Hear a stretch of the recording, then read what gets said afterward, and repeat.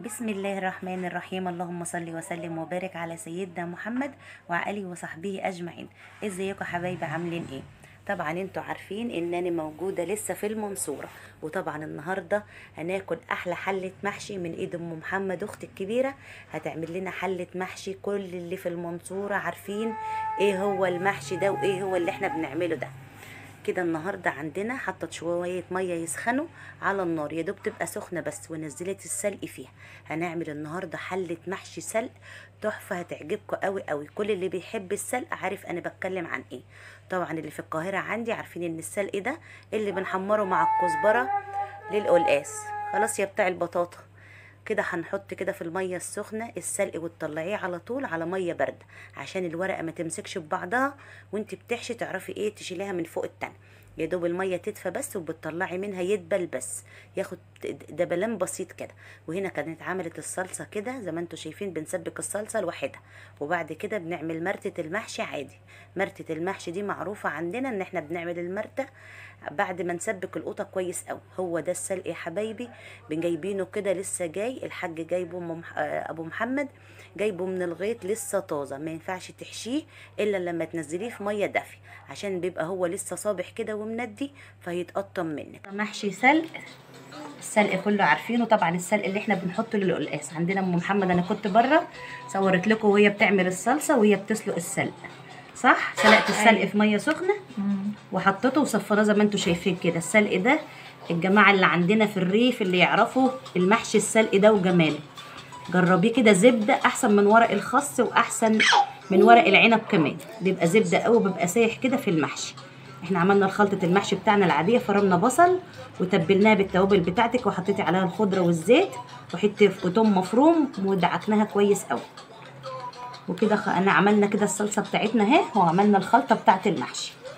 وعندنا السلقيه بصوا اما بتدبل كده بتشيلي بس الطرف بتاعها كده وبتحشيها عادي. عندنا بنحمرها للدقه بتاعت القلقاس، اللي بنحمرها مع الشبت والكزبره للقلقاس دي. عندنا بنجيبها من الغيط طازه كده وتتسلق وتتحط تدبل كده وتتسلق في ميه دافيه، ونحشيها زي ما انتم شايفين كده. هنكمل المحشي، وتحطي في الارضيه شويه خضره كده مع شويه بصل مقطعين. هنكمل بقى المحشي الحله الحلوه دي، وفي الاخر هنوريه لكم ان شاء الله.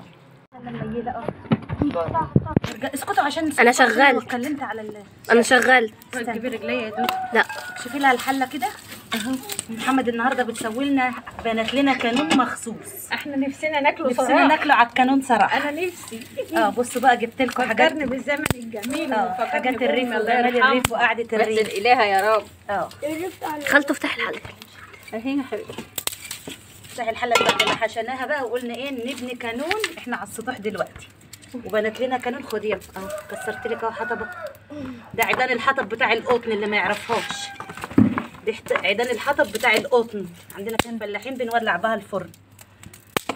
احنا مش خبرين يا جماعه في القانون فمعلش. احنا بنينا كانون دلوقتي بس قاعدين بنسمي كده وبنقول يا رب. هناكلكم بقى احلى حله. نفسنا فيه. هناكل احلى حله محشي على الكانون يا رب. بصوا بقى النار هو لسه طري على فكره، هي لسه بانيه دلوقتي يعني، عشان كده طري فهياخد وقت شويه على ما يشتغل. واحد بواحد عشان اهو. بلاش ما عندوش تهوي يا كريم خلاص. هندوقكم بقى حله محشي حلوه كده. ملك بيقول لي ايه انت تعمل لنا محشي مشوي.